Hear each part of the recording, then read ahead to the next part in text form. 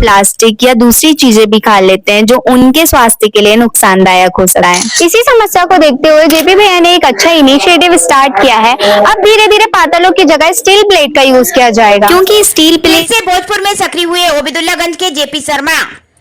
भाजपा के युवा नेता ओबिदुल्लागंज निवासी जेपी शर्मा आजकल धार्मिक क्षेत्र में सक्रिय नजर आ रहे हैं।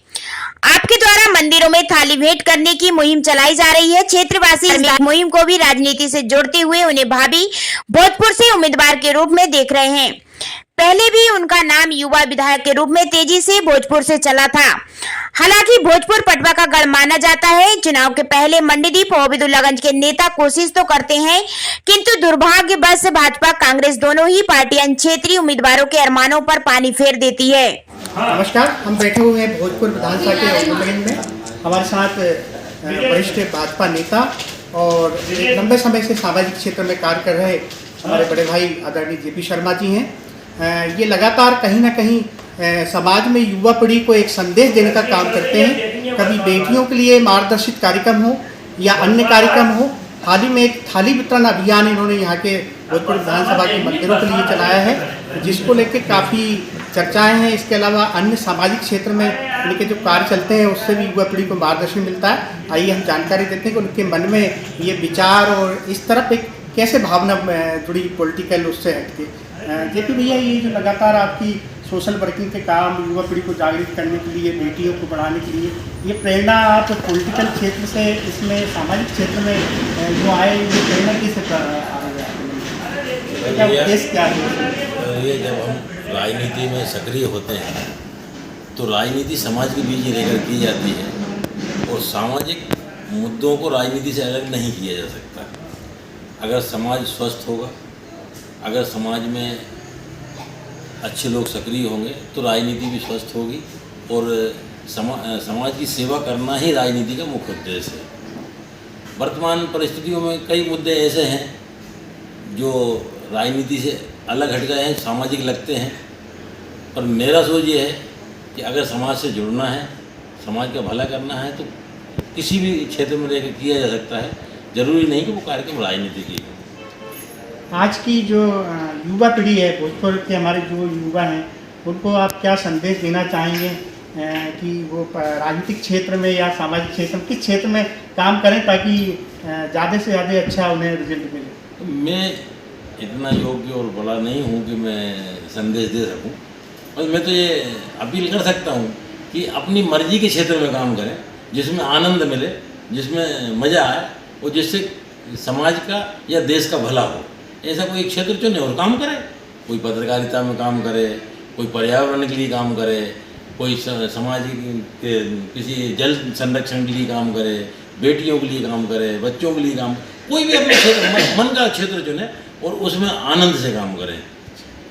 एक और विशेष चीज़ है, अभी बेटियों के लिए आपने काफ़ी आयोजन करवाए, उनको मार्गदर्शन के लिए कई पिक्चर्स वगैरह भी प्रदर्शन किया, तो ये बेटियों के लिए क्या कहना चाहेंगे?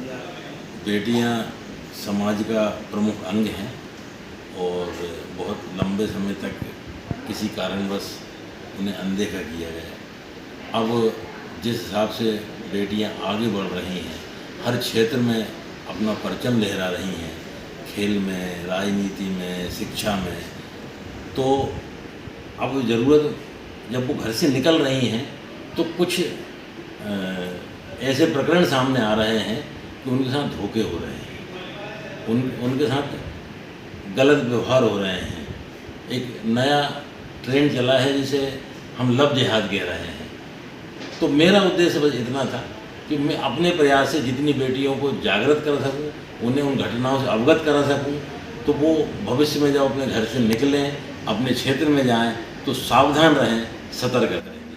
अभी एक बेटी ने माउंट एवरेस्ट फतेह किया अपने रायसेन जिले की, तो उसको क्या शुभकामना देना चाहेंगे? मैं शुभकामना तो उसको दे चुका हूँ, एक बार आपके माध्यम से शुभकामना दूंगा और अन्य बेटियों से और साथ में भाइयों से भी कहूँगा कि प्रेरणा लें। आपका भौगोलिक क्षेत्र, गांव हो या शहर हो, या मतलब मैं ये कहता हूँ आपकी भौगोलिक क्षेत्र आपके योग्यता के आड़े नहीं आ सकता। ये गांव में जन्म लेकर, जहाँ कोई पहाड़ी क्षेत्र नहीं है, जहाँ कोई पहाड़ी प्रशिक्षण नहीं है, उस बेटी ने इतना बड़ा काम किया है। तो अगर हमें लगन है और सही मार्गदर्शन है तो माउंट एवरेस्ट ही फतेह की जा सकती है। और आगामी 6 जुलाई को हरिद्वार में संस्कार सेना का राष्ट्रीय अधिवेशन होना है।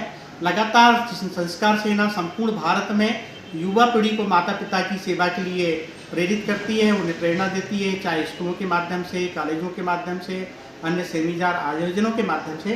तो जेपी भैया से हम आज जानना चाहेंगे संस्कार जो युवा पीढ़ी को आज आवश्यकता है, माता पिता की सेवा की आवश्यकता है, आप इस संबंध में क्या कहना चाहेंगे?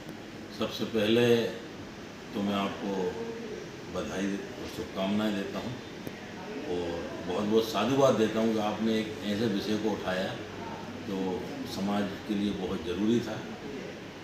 विगत कुछ वर्षों से या कहें कुछ पीढ़ियों से हम ये महसूस कर रहे हैं कि समाज में संस्कारों की गिरावट आ रही है। संस्कारों में उसके कई विषय हो सकते हैं, कई कारण हो सकते हैं।